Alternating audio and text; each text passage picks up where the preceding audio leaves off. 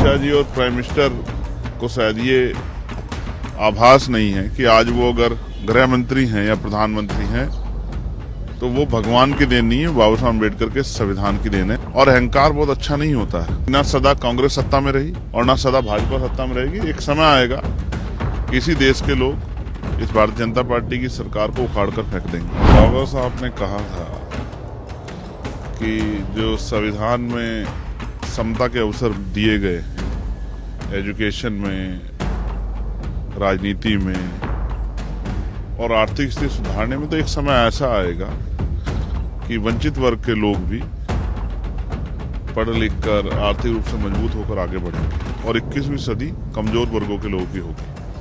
तो आज जब आपने कहा कि बहुत सारी पार्टियों ने जय भीम के नारे लगाए तो दिल में बड़ी खुशी हुई कि जय भीम के नारे लगने चाहिए। हालांकि ये भी सच है कि बहुत सारी पार्टियों का जय भीम सिर्फ दिखावा है, चुनावी दिखावा। क्योंकि जब उनकी सरकारों में उनको मौका मिलता है कि वो जय भीम और बाबा साहब अम्बेडकर के विचारों पर चलने काम करे तो वहां वो चूक जाती।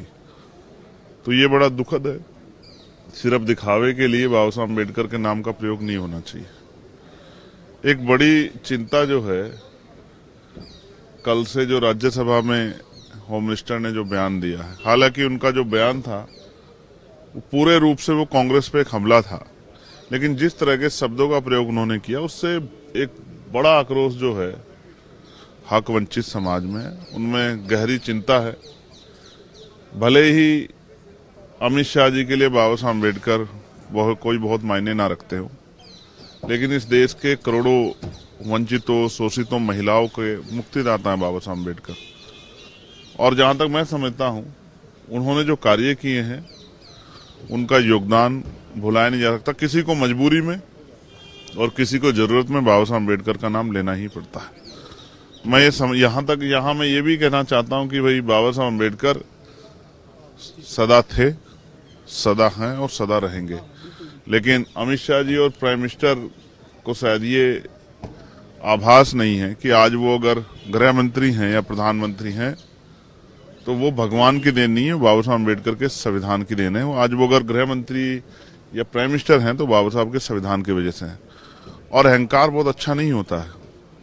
जैसे मैंने आपसे कहा कि ना सदा कांग्रेस सत्ता में रही और ना सदा भाजपा सत्ता में रहेगी। एक समय आएगा कि इसी देश के लोग इस भारतीय जनता पार्टी की सरकार को उखाड़ कर फेंक देंगे।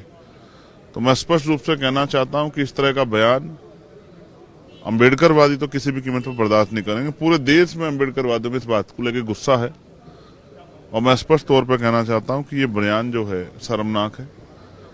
लेकिन जो इस बयान के नाम पे नारे लगा रहे हैं उनको भी कहना चाहता हूं कि जहां उनकी सरकार है वहां बाबा साहब अम्बेडकर के विचारों के आधार पर आप सरकार चलाएं तो शायद जो है बाबा साहब अम्बेडकर का नारा लगाना, जय भीम का नारा लगाना सफल हो पाएगा। तो यही वजह थी आज आप इस प्रोटेस्ट में शामिल नहीं हुए या होना नहीं चाहते? नहीं, मैं अपना प्रोटेस्ट कर रहा हूं। ये अम्बेडकर आर्मी है।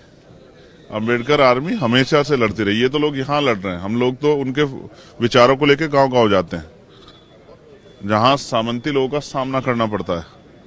जहां आज भी आपको याद है परभनी में क्या हुआ? मैंने कल भी 0 आवर में डाला था कि परभनी पर चर्चा हो।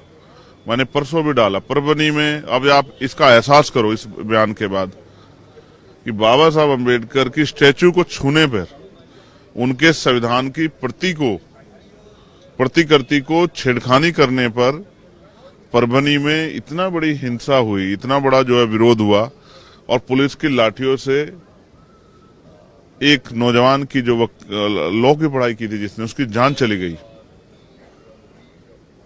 संतोष सूर्यवंशी, सोमनाथ सूर्यवंशी। आप ये महसूस करके देखिए कि जब हम बाबा साहब के संविधान की प्रतिकृति को नहीं छूने देते, उसका अपमान नहीं बर्दाश्त कर सकते, और बाबा साहब की स्टैच्यू का अपमान बर्दाश्त नहीं करते, तो बाबा साहब का अपमान बर्दाश्त कर लेंगे? मैं आपको स्पष्ट तौर पर कह रहा हूं, बाकी लोगों का विरोध जो है वो राजनीतिक हो सकता है, हमारा विरोध उनके सम्मान के लिए। और अगर उनके अपमान कोई करने का प्रयास करेगा तो हमारे लोग उसको छोड़ेंगे नहीं। आने वाले समय में संविधान की शक्ति और वोट की शक्ति से अपने ऊपर हुए इस हमले और अपमान का बदला जरूर लेंगे।